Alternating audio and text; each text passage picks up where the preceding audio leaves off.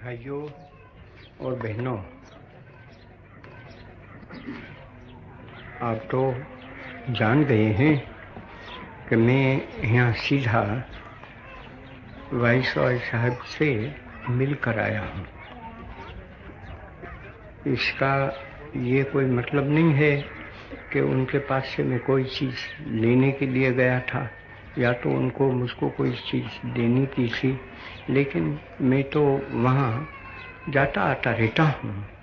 ये मैं कहता हूँ तो इस कारण कि हमारी जो बात चलती थी उस बात को भी मैंने पूरी नहीं की और मैंने कहा कि मुझको तो 7 बजे वहाँ पहुँचना चाहिए, इसलिए इस वक्त तो आप मुझको इजाज़त दे दीजिए कि मैं वो 7 बजे का जो वक्त है मीटिंग का उसको मैं रख सकूं। तो ऐसे ही फौरन उन्होंने उठ लिया, वो बताने के लिए कि मैं ये प्रार्थना का समय है, वो जहाँ तक इंसान से हो सकता है उसको मैं भूलना नहीं चाहता हूँ, उसको रोकना भी नहीं चाहता हूँ। पीछे भले मैं किसी के साथ बैठा हूँ उसकी मुझको परवाह नहीं रहती है। और मुझको ये भी कहना था कि उन्होंने भी उसकी कदर की, तो उसने कहा कि नहीं, तो उसको ही कुछ कहना है तो दोबारा कह देगा, लेकिन इस वक्त तू प्रार्थना में चला जा। मुझको अच्छा लगा, तो जो अच्छी बात थी वो मुझको कहना था। लेकिन अभी मुझको तो मैंने तो आपसे कहा कि वो पाकिस्तान के लिए 1 इंच ज़मीन भी हम मजबूर होकर वो हिंसा को नहीं देने वाले हैं। हम दें बुद्धिवाद से जो कुछ भी हम समझ सके तो हम दे देंगे, उसमें तो पीछे लाचारी की बात होती नहीं है। हमारी बुद्धि कबूल कर लेती है कि ये बात तो ठीक है, तब तो हमको देना चाहिए। लेकिन ऐसा तो मैं नहीं आपको कह सकता हूँ कि ये जो सब बुद्धि का ही प्रयोग हो गया है। इतना मैं आपको कह सकता हूँ सही कि जो कुछ भी हुआ है उस बारे में वर्किंग कमेटी कहती है कि हमने कोई ऐसा डर के मारे नहीं किया है कि अच्छा अभी तो चारों ओर बस चल रहा है, लोग मर रहे हैं, मकानात जल रहे हैं, इसलिए इसको मिटाने के लिए दें। वो कहते हैं और मैं मानता हूँ कि ऐसे डरपोक हम हैं, ऐसा मानने की कोई गुंजाइश नहीं है। लेकिन इतना हम कबूल करते हैं कि हमने जब देख लिया कि अभी किसी न किसी तरह से हम मुस्लिम लीग को मना नहीं सकते हैं, तो इसलिए हम लाचार बन गए कि अभी वो झगड़ा चलता ही रहेगा। तो झगड़ा चलता रहेगा उसके डर के मारे नहीं, लेकिन झगड़ा अगर मिट सकता है और न चले तो वैसे वो हम मानते हैं कि बुरी चीज़ है, क्योंकि वो तो कहते हैं कि बुरी चीज़ तो है पाकिस्तान और अखंड हिंदुस्तान। अभी तो वो नाम तो बदल गया है कांग्रेस के दफ्तर में सो, तो वहाँ तो ऐसा हो गया ना कि हिंदुस्तान में जो कोई भी कांग्रेस के साथ हैं सूबे, वो तो फ्री स्टेट बन गए और फ्री स्टेट के माने वो आज़ाद स्टेट बने। और क्या होगा, जवाहरलाल जी ने कह दिया कि हम तो रिपब्लिक बनाना चाहते हैं, तो रिपब्लिकन जितने स्टेट बने उस रिपब्लिक स्टेट में इसका एक उसको मजमा बन जाता है। उसको भी सेंटर तो चाहिए, मध्य बिंदु तो चाहिए, तो बस मध्य में हम आ जाते हैं, ऐसा हम हैं। लेकिन क्योंकि हम किसी को मजबूत तो करना नहीं चाहते हैं, कोई मारकर किसी को रखेंगे ऐसा थोड़ा है, वो निकल जाना चाहते हैं, उसमें नहीं आ सकते हैं तो नहीं सही, तो हम आपको मजबूर नहीं करेंगे। वो तो कांग्रेस की हालत, कॉन्स्टिट्यूएंट असेंबली में वो लोग तो नहीं आए आखिर दम तक। वर्किंग कमेटी ने कागजात में लिखे और सब कुछ हुआ। सारा इतिहास तो मैं तो याद भी नहीं रखता हूँ, वो लोग बता सकते हैं, अखबार में वो चीज़ आ गई है कि बड़ी कोशिश की, लेकिन लीग वालों ने वो बस वो एक में से दूसरी भी नहीं बात की, हम नहीं आते हैं वहाँ। उनको डर लगा कि वहाँ हम जाते हैं तो हिंदू मेजॉरिटी है उसके माथे चले जाते हैं। अभी उसमें मैं तो नहीं ले जाना चाहता हूँ, उनका दलील ये है, तो वो तो कहते हैं हम तो वहाँ तो नहीं आते हैं। तब भी वाइसरॉय साहब तो आइए ऐसा कि हम 1948 के जून की 30 तारीख तक तो रह सकते हैं, बाकी उसके बाद तो हम रहना नहीं चाहते हैं और न रहेंगे। कुछ भी करो, आप लोग मिन्नत भी करें कि यहाँ रह जाओ जैसे थे ऐसे, तो वो कहते हैं कि हम रहने वाले नहीं हैं। आप लोगों को तो पूरी पूरी मुकम्मल आज़ादी देनी चाहिए, ऐसा हम समझ गए हैं। किस कारण सर, वो छोड़ दो। कोई भी उसको इल्ज़ाम रखना चाहते हैं वो रखो कि अभी तुम्हारे में कहाँ रहा है, बड़ी कौन है, बड़े लड़वैये हैं, उनके लिए कैसे ऐसा कहना, मैं तो वो कह भी नहीं सकता हूँ, क्योंकि वो गिर जाए। अब वो तो कबूल कर लेंगे वो भी कि आज फर्स्ट क्लास पावर नहीं रहे, लेकिन फर्स्ट क्लास पावर न रहे उसमें हमको क्या सवाल आ सकता है, मुझको तो नहीं आता है। मैं तो चाहूँगा आज भी कि जो फर्स्ट क्लास पावर थे वो आज भी रहें, तो हमको अच्छा लगे। आखिर में भले वो सरदारी की और 150 वर्ष तक उन्होंने सरदारी की हिंदुस्तान में, हिंदुस्तान को बड़ा नुकसान पहुंचाया, वो सब मैंने लिखा है। मैं कहता हूँ कि वो आज चले जाएं तो बड़ी अच्छी बात है। उसके लिए बहुत लड़ाई भी की। लड़ाई यहाँ हिंदुस्तान में आने के बाद भी तो करीब 30 वर्ष हुए ना, 32 वर्ष हुए। 32 वर्ष से बस वही बात चलती आई है, वो सब मैं जानता हूँ। लेकिन ये जानते हुए भी मैं तो जो मेरा दुश्मन बन जाता है उसके लिए भी न ईश्वर से मांग सकता हूँ और न लोगों से भी मांगू कि हाँ उसको तो मारो, वो अच्छा है। मैं तो ये कहूँगा कि मेरा दुश्मन जो बन गया है वो, मैं तो उसका दुश्मन नहीं बनता हूँ, तो मुझको तो यही कहना है कि ईश्वर उनका भी भला करे। और भला जो कभी ईश्वर तो कोई ऐसे तो किसी का भला नहीं करता है, वो तो वहाँ तो जैसा हमको भुगतना है ऐसी बुद्धि हमको दे देते हैं, तो पीछे ईश्वर तो अलिप्त रह जाता है, बाहर ही रहता है, किसी के बारे में वो जिम्मेदार नहीं बनता है। वो एक ईश्वर की शक्ति भरी है, उसमें मैं नहीं जानना चाहता हूँ। तो ऐसा तो नहीं होता है, लेकिन आखिर में मैं तो इंसान हूँ, भूलों से भरा हुआ, और ऐसे हम सब इंसान हैं, हिंदू हैं, सिख हैं और मुसलमान हैं। तो हिंदू और सिख ऐसा कहेंगे कि मुसलमान तो निकम्मे हैं और भूलों से भरे हुए हैं, और हम तो बड़े हैं कि हम कभी भूल नहीं करते हैं, ऐसा तो नहीं है। मैं मानता हूँ कि उन्होंने बड़ी गलती की, मैं मानता हूँ कि वो गलत चीज़ है ये कहना कि हमको तो पाकिस्तान चाहिए, हम तो दूसरी नेशन है। लेकिन करे क्या, वो तो कहते हैं हम दूसरी नेशन है और हमें तो पाकिस्तान चाहिए। हम कहते हैं कि उसका नाम पाकिस्तान भी नहीं है, आप इसमें नहीं रहते हैं, और उसमें तो हम तो बड़ी तादाद में पड़े हैं, तो उसमें तो मुसलमान है, सिख भी उसमें पड़े हैं, हिंदू भी उसमें है, पारसी है, यहूदी है, ख्रिस्ती है, वो सबको इकट्ठा करके वो कहते हैं कि हमको तो नहीं चाहिए पाकिस्तान। लेकिन वो जो कहते हैं कि जिस जगह पे बड़ी तादाद में मुसलमान है वहाँ तो पाकिस्तान होना ही चाहिए, मानी उसको जिस जगह पे हिंदू की मेजॉरिटी तो उसकी है, वहाँ हम नहीं रहना चाहते हैं। दूसरी तरह से तो उनको रहना ही है, वो तो दूसरी बात है, इस मुल्क में पड़े हैं, लेकिन उनके मातहत हम नहीं रहने देंगे, इतनी बात है।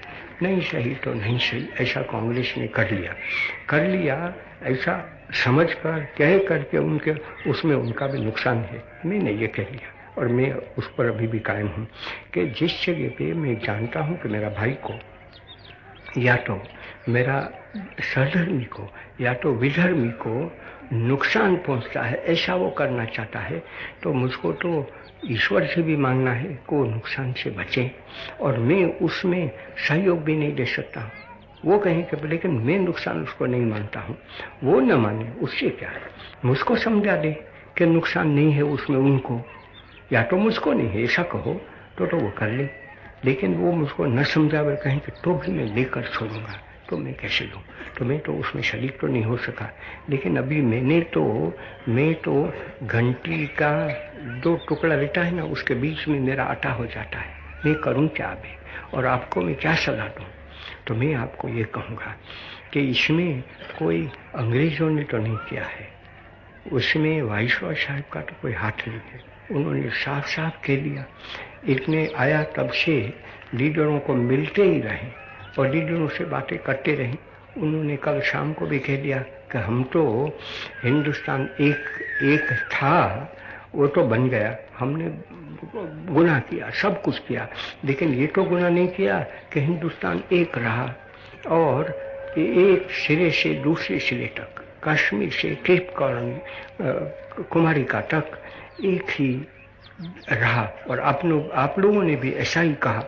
60 बरस से आप लोग यही बात कहते रहे कांग्रेस ने कि हम तो एक है, हिंदुस्तान कभी दो नहीं है, एक हिंदुस्तान है। तो मजबूर में हो जाता हूँ अगर आप दोनों मुझको कहें कि हम तो एक नहीं रह सकते और दूसरे हैं। और हिंदू भी या तो ये कहो कांग्रेस लाचारी से कहो, लेकिन लाचारी से आकर आप मुझको कहते हैं कि आपने किया तो है, कैबिनेट मिशन अच्छा तो है, उसका स्टेटमेंट अच्छा तो है, लेकिन हम महसूस करते हैं कि मुसलमानों को तो हम इसमें नहीं ला सकते हैं, नहीं ला सकते हैं, तो मुझे क्या किया जाए? तो हम कहते हैं कि उनको अलग होना है, भले अलग रहें। उम्मीद ऐसी रखते हैं वो भी कि कभी न कभी तो उनको वापस आना ही है और कभी न कभी हिंदुस्तान एक है, ऐसा उनको भी कहना है। ना आज कहें हिंदुस्तान दो हैं तो भी क्या करेंगे? कुछ तो जो अलग हिंदुस्तान का टुकड़ा है जिसमें मुसलमानों की आबादी कम है, वहाँ क्या नहीं आएंगे? आना तो है। वो कोई ऐसा थोड़ा है कि यहाँ पाकिस्तान बन गया तो पाकिस्तान में से कुछ हिंदू के साथ ताल्लुक ही नहीं रखना है। अरे आपके वहाँ हिंदू पड़े हैं, आपके वहाँ सिख रहेंगे, उनका क्या करोगे? आपके वहाँ क्रिश्चियन पड़े हैं, उनका क्या करोगे? वो क्या दूसरे हिंदुस्तान के हिस्से में नहीं जाएंगे? वो कैसे बन सकता है? तो बहुत सी चीज़ तो यूं भी रहने वाली है कि हम आपस में कुछ न कुछ लेन देन करेंगे और लेन देन करें। कोई मुसलमान आ जाएगा आपकी हिंदुस्तान में तो उसको नहीं आने देंगे क्या? और लेकिन कोई हिंदू को वहाँ जाना है तो पाकिस्तान जिसको कहा जाएगा तो कुछ भी नाम उसको दिया जाए, क्या नाम दिया जाएगा वो तो मैं जानता भी नहीं हूँ। कांग्रेस तो वो नाम नहीं देती, दूसरे नाम से सब काम करती है। तो वहाँ क्या करेंगे? वहाँ कोई हिंदू नहीं जाएंगे, उनको मार डालेंगे, ऐसा तो वो दावा भी नहीं करते हैं। इसीलिए अगर वो एक ही रहता तो अच्छा था। और कांग्रेस वाले सब के सब मानते हैं कि ये बुरी चीज़ है, वो अच्छी चीज़ नहीं है, लेकिन बुरी भी सही। वो यही कहते हैं कि सिवाय इसके हम राजी होने वाले ही नहीं हैं, सिवाय इसके तो कोई काम ही नहीं चल सकता है। तो कहते हैं कि अच्छा करो। ये कांग्रेस ने तय किया। अभी मैं आपको ये कहूँ कि हम कांग्रेस से बागी हो जाएंगे, मैं आपको ये कहूँ कि कुछ भी हो, बीच में तो भाई साहब रहें, लेकिन रहें तो भी एक दूसरों से मिलजुल कर किया ना। कल ब्रेड क्रॉस में तो ये हुआ ना कि तीनों कहते हैं, भाई साहब ने ब्रिटिश नेशन के बारे में कहा कि नहीं मुझको तो ये पसंद नहीं पड़ेगा, लेकिन आप लोग कहते हैं तो मैं क्या करूं, लाचार हो जाता हूं। वो कांग्रेस के मार्फत, कांग्रेस के नाम से वो कहते हैं जवाहरलाल कि मुझको तो पसंद नहीं है, लेकिन मैं लाचारी से ये करता हूँ। वो नहीं कहता है कि तलवार के जरिए से होता है, लेकिन एक ऐसी चीज बन गई है। कभी तो हिंदू भी सब कहना शुरू कर देते कि भाई हम नहीं रह सकते हैं तो चलो हम अपने घर में वो अपना घर मानते हैं, ऐसे वहाँ रहें और जो कुछ भी नसीब हमारे हैं ऐसा होना चाहिए। ये लाचारी बन गई जवाहरलाल जी की, कांग्रेस की। अभी बलदेव सिंह जी कहते हैं तो वो भी कहते हैं कि सिखों के लिए तो बस सिखों का टुकड़ा हो जाएगा। सिख है तो संख्या में तो थोड़े ही पड़े हैं सारे हिंदुस्तान में, उसमें भी काफी तो पंजाब में ही भरे हैं। पंजाब में भरे हैं तो वहाँ भी कितने हैं तादाद में? सारे पंजाब की ले लो, हिंदू मुसलमान सिख वो 3 करो तो उसमें 13% सिख पड़े हैं। लेकिन क्यों कि वो 13 तो पड़े हैं, लेकिन 13 है वो तो मैंने कल आपको कहा ना कि वो तो एक सिख है वो 1.25 लाख के बराबर हो जाता है। 2 सिख है तो 2.5 लाख तो नहीं, लेकिन 2.25 लाख तो सही। तो जो 13 है वो तो 1.25 लाख के बराबर एक है। तो पीछे पंजाब में जितने हिंदू मुसलमान पड़े हैं उससे वो बढ़ जाते हैं। तो आज मेरे पास मास्टर जी आए थे तो मास्टर जी से मैंने कहा, वो आपको दोबारा मैं सुनाता हूँ, एक वक्त तो सुना गया कि मास्टर जी आप मानते हैं ना, जो कहते हैं कि एक सीख वो 1.25 लाख के बरोबर है, तो आप कैसे 1.25 लाख बरोबर है? कहिए तो सही कि क्या 1.25 लाख का गला काट लेंगे तब तक तो आप खड़े रहेंगे, और 1.25 लाख पड़े हैं वो आपको गला काटने देंगे? ऐसा तो हो नहीं सकता है। लेकिन 1.25 लाख बरोबर एक सीख है, वो मैं मानता हूँ कि ऐसा ही आप हों, मानते तो हैं, तो मैं आपको उसका इल्म बता देना चाहता हूँ। क्योंकि जो गुरु ग्रंथ साहिब को आप पढ़ते हैं उसी गुरु ग्रंथ साहिब को मैं पढ़ता हूँ। जो सिखों का इतिहास आपने पढ़ा है वो इतिहास मैंने भी पढ़ लिया है। कहाँ पढ़ा? जेलों में। तो जेलों में जो पढ़ता हूँ उसको वो मैं याद रख लेता हूँ। जेलों के बाहर पढ़ता हूँ तो भूल जाता हूँ। जेलों में दूसरा काम क्या है? पढ़ो। और या तो वो कुछ कहते हैं कि तुम्हारे तजवीज़ करनी है खाना की, तो अपना पका लो तो पका लो, मैं चरखा चला लूँ, या तो पीछे ऐसी चीज़ें पढ़ूँ। तो सब मैंने जेलों में पढ़ ली। तो मैंने उनसे कहा, वही मैं यहाँ भी कहना चाहता हूँ कि वो अगर एक सीख 1.25 लाख के बराबर है तो पीछे उनको क्या करना चाहिए। अगर वो सच्चे 1.25 लाख के बराबर हो जाए तब तो मैं आपको कहता हूँ कि पंजाब का इतिहास वो अलग होगा और सारा हिंदुस्तान का अलग होगा। खालसा, पीछे खालसा का राज पंजाब में नहीं चलेगा। मैं आपको कहता हूँ, जोरों से कहना चाहता हूँ कि खालसा का राज जब सारे हिंदुस्तान में चलेगा, सारे हिंदुस्तान में चलेगा, इतना ही नहीं लेकिन सारी दुनिया में भी चल सकता है। अगरचे खालसा वो तादाद में तो कम है, बहादुर में तो बहुत है। अंग्रेज भी उनकी तारीफ करते हैं, उनसे डरते भी हैं। अरे सिख अगर हमारी बात न माने तो क्या होगा? छोटी तादाद में 13% एक पंजाब में सारे हिंदुस्तान को देखो तो उसकी कोई कीमत ही नहीं रहती है। अगर संख्या की तरह से देखें तो पीछे वो करीब पारसी वगैरह जैसे हो जाते हैं। अभी पारसी से तो बढ़ जाते हैं, लेकिन पारसी भी यहाँ आराम से रहते हैं। और पारसी ऐसा नहीं मानता है कि अच्छा मेरी तादाद बहुत कम है तो हिंदुस्तान में रह नहीं सकता हूँ। एक हिंदुस्तान मुल्क है, विश्व में पारसी आराम से पड़े हैं। यहूदी कहो, यहूदी यहाँ कितने हैं? आप तो जानते होंगे कि यहूदी की तादाद बहुत बड़ी नहीं है, लेकिन उनको कौन पूछता है? उनको कोई गाली देता है क्या? उनको मारपीट करता है? नहीं करता है। ऐसा हमारा हिंदुस्तान पड़ा है। उस हिंदुस्तान में अगर खालसा जी बड़े बहादुर हो जाए, मैं कहता हूँ ऐसे तलवारबाज भी तो बहादुर रहते हैं। आखिर इंडिया में माउंटबेटन साहब कौन है? वो तो तलवार वाले हैं। नौका सैन्य उनके ताबे में रहती है, उसका बड़ा है। लेकिन आज वो नौका सैन्य लेकर थोड़े आए हैं। आज तो अपने हाथ में लाठी रखते हैं कि नहीं वो भी मैं तो नहीं जानता हूँ, लेकिन लाठी रखें तो भी हमको मारपीट करने के लिए उनके हाथ में नहीं रह सकते। आज तो उनको तो एक इंसान की हैसियत से आना है, एक शरीफ आदमी की हैसियत से आना है, और वो शरीफ आदमी की हैसियत से वो सब काम करते हैं। उसका मैं तो गवाह हूँ। जब वो शरीफ के बदले में बदमाश हो जाएंगे तो मैं आपको कहूँगा, और तब पीछे मैं उसकी सलामी के लिए नहीं जाऊँगा। उसके पास क्या जाना था, मैं उनके पास से क्या ला सकता था। लेकिन मैं तो ऐसा मानता हूँ कि एक आदमी जब तक बदमाश नहीं सिद्ध होता है तब तक हमारे उसको शरीफ मानकर बेचना ही है। क्योंकि मेरे लिए मैं ये मानता हूँ, मैं तो आप सबसे कहूँगा कि जब आप महसूस न करें, समझ न लें मेरे कामों से कि मैं बदमाशी करता हूँ, तब तक आपको मानना चाहिए कि वो कहता है कि मैं तो ईश्वर परस्त हूँ, तो ईश्वर परस्त मुझको मानना है। मैं आपको कहूँ कि मैं तो पुनर्जन्म को मानता हूँ, भूत जन्म को मानता हूँ, तो वो सचमुच में मानता हूँ। आप ऐसा नहीं कह सकते हैं, मानना नहीं चाहिए आपको कि मैं किसी को धोखा देने के लिए कहता हूँ। तो जो मेरे लिए मैं मानता हूँ और चाहता हूँ वही सब सारी दुनिया के इंसानों के लिए। तो जो इंसान मुझको धोखाबाज है ऐसा सिद्ध नहीं हुआ है, उसके सब भाई धोखाबाज है, तो भी ये जब तक सिद्ध नहीं होता है तब तक वो धोखाबाज नहीं है, ऐसा समझकर चलना चाहिए।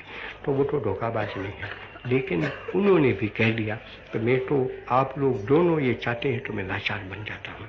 लेकिन सिख क्या चाहते हैं, मैं तो ये आपको कहना चाहता हूँ।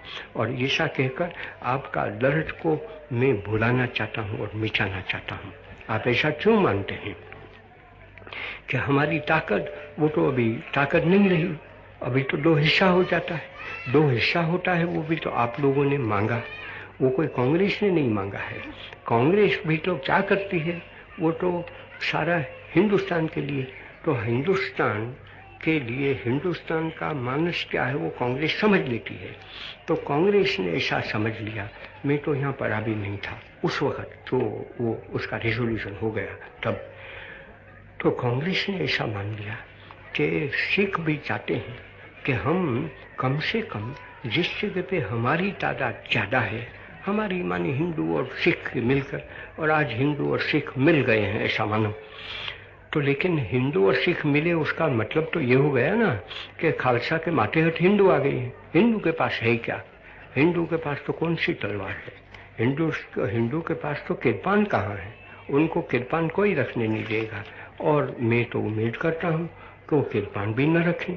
अगर खालसा से भी बहादुर बनना चाहते हैं तो पीछे वो किरपान के जरिए से भी बहादुर न बने, वो सरकारी की फौज में भर्ती ले लिए हैं उससे भी बहादुर न बने, लेकिन उनका हृदय बहादुर बन जाए और कहें कि खालसा है कोई भी है, हमें क्या, हम तो ईश्वर का बंदा है, ईश्वर हमको उठाना है तब उठा जाएगा, और नहीं उठाता है तब तक हमको तो किसी का डर ही नहीं, एक डर तो ईश्वर का है। ऐसे अगर हिंदू बन जाए तो आपके माथे हेठ नहीं रहते हैं, लेकिन आज हिंदू ऐसे है नहीं।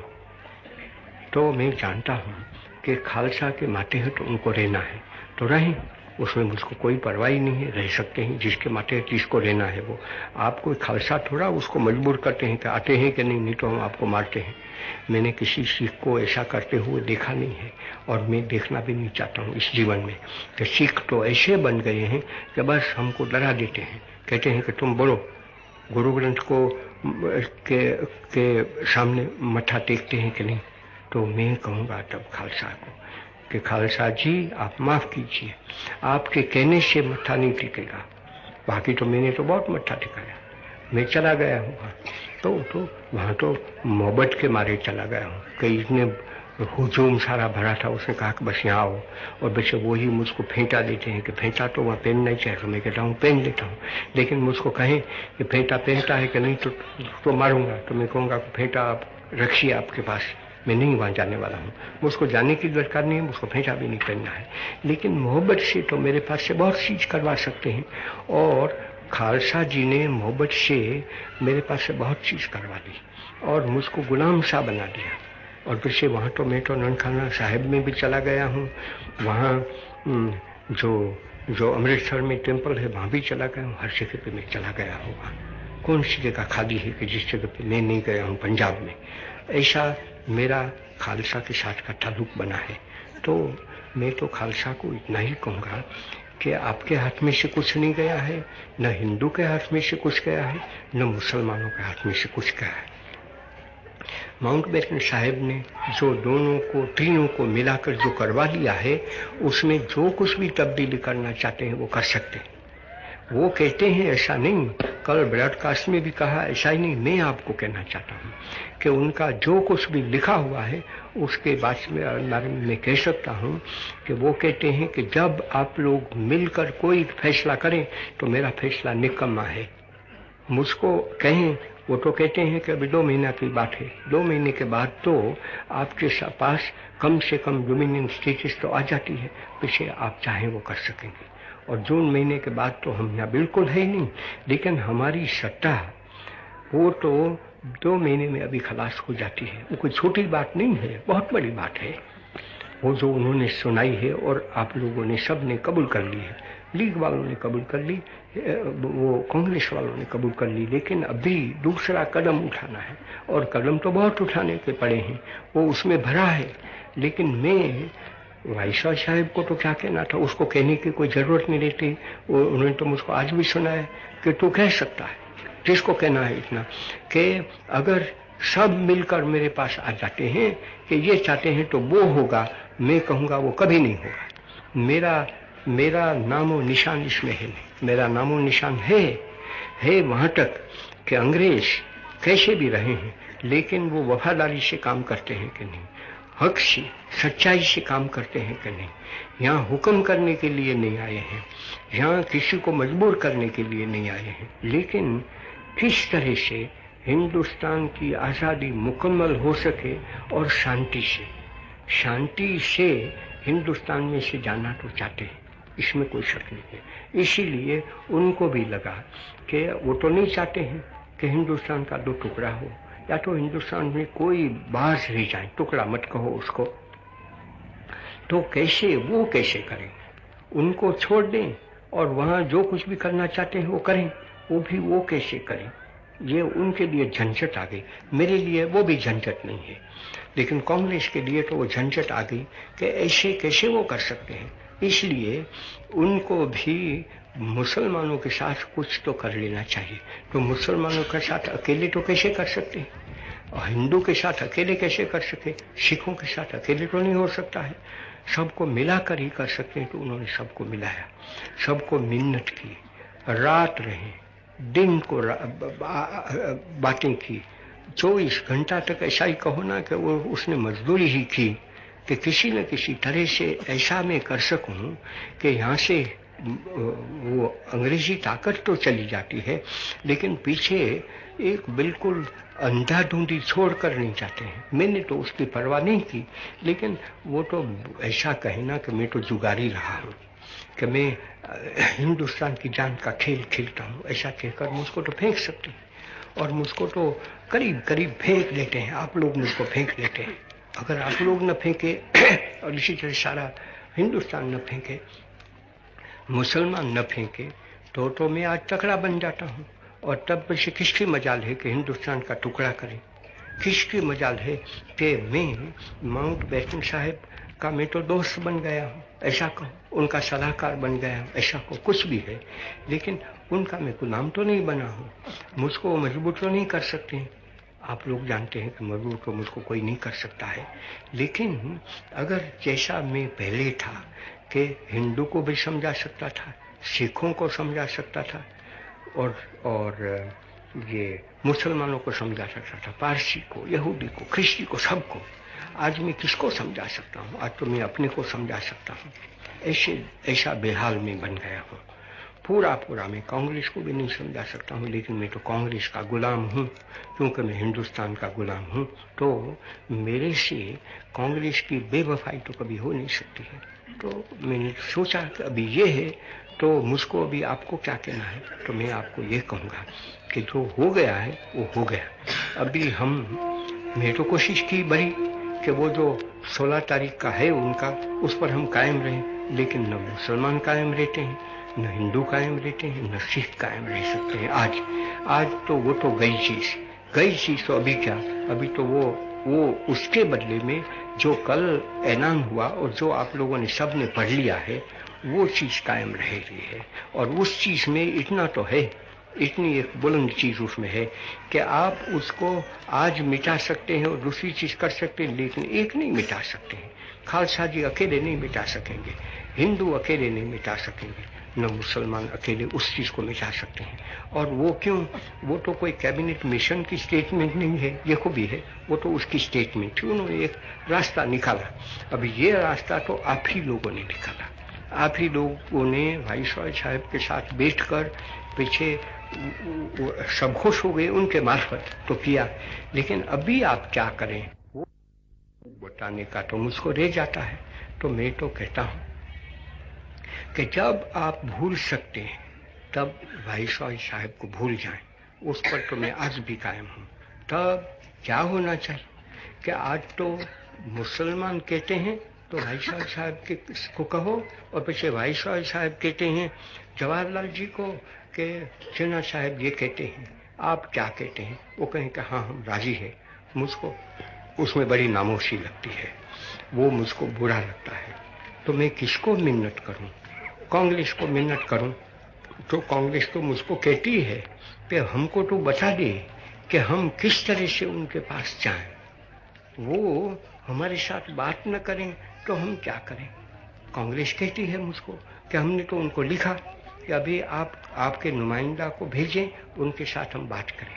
आज हम जाने वाले तैयार हैं। आज कहें तो हमारे साथ बात करो तो हम करें। तो मुझको अभी किसको मिन्नत करना है? तब वाइसरॉय साहब को तो उसको मैं क्या मिन्नत करूं? वो तो मुझको कहते हैं कि मुझको आज हटा दे। मैं मैं बेफिक्र तो रहूँगा। आज तो मैं बड़ा तो हूँ, कमांडर हूँ, कमांडर को फिक्र कैसे हो सकती है, लेकिन यहाँ तो फिक्र से ही वो तो दब जाते हैं कि अरे कल क्या होगा, कल मुझको कांग्रेस वाले क्या कहेंगे, कल मुझको लीग वाले क्या कहेंगे। तो वो उसको फिक्र रहती है, तो बच्चे दोनों से मिन्नत करता है। तो उनको तो कोई बताने की चीज़ नहीं है, तो उनको मिन्नत मुझको नहीं करना है, सिखों से मिन्नत नहीं करना है, क्योंकि सिख आज तो कांग्रेस के साथ मिल गए हैं ऐसा लगता है। कांग्रेस को तो मिन्नत करने का रहता नहीं। वो कहते हैं कि तू हमको रास्ता बता दे कि किस तरह से हम आपस में कर लें। तो मैं मिन्नत करता हूँ जिन्ना साहब को, मुसलमानों को, मुस्लिम लीग को, कि आप अब तो ऊपर से नीचे आइए। आप जो चाहते थे वो तो हो गया। आज मैं देखता हूँ कि वो किसी ने मुझको सुनाया कि लॉरी भर के मुसलमान चले गए थे और बताया उन्होंने कि पाकिस्तान जिंदाबाद। और वो कहते हैं, कहने का उनको हक है, वैसे पाकिस्तान उसको आप न कहें उससे क्या हुआ। वो तो कहते हैं वही ना कि अब हम जिस जगह पे हमारी अक्सरियत है वहाँ हम अपना राज करें। अभी फ्रंटियर में क्या होगा वो तो खुदा बेहतर जानता है। अगर जानते हैं तो आज तो डॉक्टर खान साहब वजीर हैं, वो तो कहते हैं कि नहीं हम तो कांग्रेस के साथ हैं। कांग्रेस के साथ हैं तो ठीक है, नहीं है तो ठीक है। कांग्रेस कोई चीज़ को मजबूत थोड़ी कर सकती है, लेकिन जिन्ना साहब भी तो मजबूत नहीं कर सकते हैं। इसमें जो उन्होंने कर लिया है उसमें मजबूत करने की तो किसी को बात नहीं है। बलूची मेरे पास आ जाते हैं, वो मुझको कहते हैं, तो मैं कहता हूँ कि आप क्यों फिक्र करते हैं। आखिर अंजाम में आप आज़ादी से जो कहेंगे वही होने वाला है। आप अगर जिन्ना साहब के साथ रहना चाहते हैं, पाकिस्तान में रहना चाहते हैं तो रहें, नहीं रहना चाहते तो नहीं रहेंगे। वो सब हाल सबके हैं, सचमुच तो वही हाल सिंध के हैं, वही हाल बंगाल के हैं, वही हाल ये पंजाब के भी हैं। लेकिन आज मान लें कि पंजाब में सब मुस्लिम लीग वाले ही हैं और दूसरी जगह पे हैं, तो मैं तो मिन्नत करता हूँ जिन्ना साहब को बड़ी अदब से कि आप अभी तो उनको बुला लें, कांग्रेस वालों को बुला लें, सिखों को बुला लें और उनके साथ कहें कि अभी मेरा काम तो हो गया, अभी जो करना है वो फैसला हम अपने आप करेंगे और बैठन साहब को भूल जाएंगे।